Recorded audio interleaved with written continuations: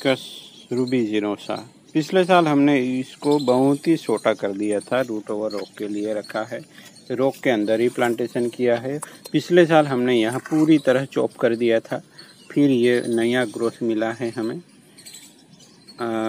अब इसको अब देखिए कुछ ट्रिमिंग वगैरह कर देंगे। पहले मैं डिफोलिएशन कर लेता हूँ, इस तरह से कर सकते हैं या सीजर से। तो चलिए मैं पहले वो कर लेता हूँ जिससे आपको नज़र आए क्या बात है। तो यहाँ कुछ अनवांटेड ब्रांचें ग्रो हुई है, वो भी निकालते चलते हैं। यहाँ जहाँ वहाँ यहाँ तहाँ वो ब्रांचें ग्रो नहीं होने देनी है दोस्तों। और यहाँ इतने सारे एरियल रूट है, वो भी नहीं चाहिए हमें, क्योंकि हमें अभी केवल प्लांट के स्ट्रक्चर बनाना है प्लांट का।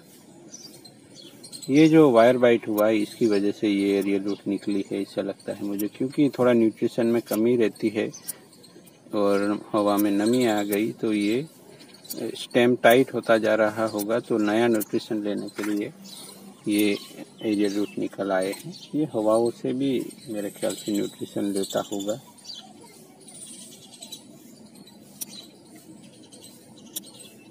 तभी कहीं स्टोन पे भी ये सरवाइव कर पाते हैं फाइकस। ये देखिए बहुत सारे एरियल रूट निकल आए हैं और कितना हमने इसको चॉप कर दिया था, कुछ भी नहीं बचा था। जैसे हमारा जो अभी एक रूट ओवर रॉक को चॉप किया था, उसी तरह से इसको भी हमने चॉप कर दिया था पूरी तरह से दोस्तों। तो ये रिजल्ट है, बहुत ही वाइगर ग्रोथ है। यहाँ मैं इतना ज़्यादा फर्टिलाइज भी नहीं किया है फिर भी। तो चलिए उसको मैं ट्रिम कर देता हूँ जिससे कुछ मल्टीप्लाई हो सके ये ब्रांचें, और ये वायर हमें निकालने होंगे। चलिए वो मैं निकाल लेता हूँ, पहले ट्रिमिंग ही कर देता हूँ। और अभी ये वक्त है दोस्तों कि प्लांट बड़े अच्छे से प्रोपोगेट हो जाते हैं, तो इसी ब्रांचों को हमें प्रोपोगेशन के लिए रख देना है। देखिए पूरा प्लांट का स्ट्रक्चर रेडी है, मैं वायर निकाल लेता हूँ। तो धीरे धीरे वायर निकाल रहा हूँ। यहाँ इतनी सारे वायर सब एरियल रूट है, सबको निकाल देना है, क्योंकि वो यहीं से एक दूसरा प्लांट बनने लगता है। तो वायर ये डिजाइन में रिवर्स टेपर वगैरह आने लगता है। तो शुरुआत में ऐसा नहीं ग्रो होने दे सकते, क्योंकि हमारा प्लांट का जो डिजाइन हो गड़बड़ा जाता है। यहाँ पूरी तरह से वायर लॉक जो किया था वो भी अंदर घुस चुका है, उसको ध्यान से निकालना पड़ेगा। पूरा वायर अंदर चला गया है, क्यों? क्योंकि यहाँ एरियल रूट ज़्यादा ग्रो हो गए थे, तो इसकी वजह से यहाँ लंप बनना शुरू हो जाता है।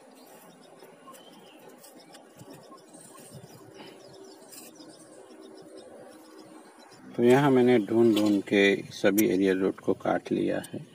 यहाँ हमें केवल एक प्राइमरी शेपिंग देना है प्लांट को। अब यहाँ जो भी ब्रांचें ग्रो होगी उसको हम लेके आगे चलेंगे। और यहाँ एक ब्रांच काम की है, उसको मैं वायरिंग कर लेता हूँ। यहीं से अनवायर किया हुआ ये वायर है और उसको डायरेक्ट यहाँ से वायरिंग कर रहा हूँ।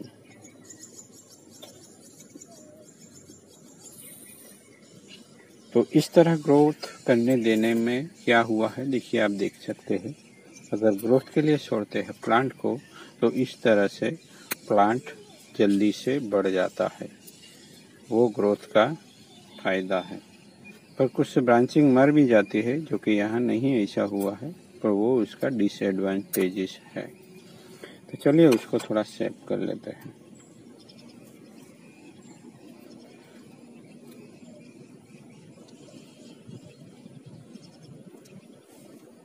तो उसको भी जैसे वाइंडिंग किया हुआ है पहले, उसी के हिसाब से मैं वाइंडिंग कर दिया है।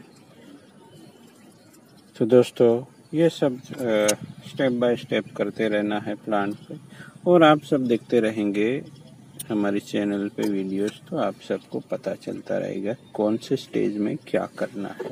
रेगुलर एक वीडियो अपडेट होता है, लाइव सीरीज की तरह ही मान ले मेरे ख्याल से। तो तो उसको यहाँ प्लेस करेंगे, तो उसको थोड़ा और ट्रिम करते हैं, तो बाद में उसको यहाँ प्लेस कर देंगे हम, और जो बैंड है उसको और क्रेजी करेंगे। तो हार्ड चॉपिंग के बाद ये हुआ है, अब फिर से एक तरह से हार्ड चॉपिंग किया है तो यहाँ मल्टीप्लाई होगा, और छोटा सा ट्री बनाना है दोस्तों।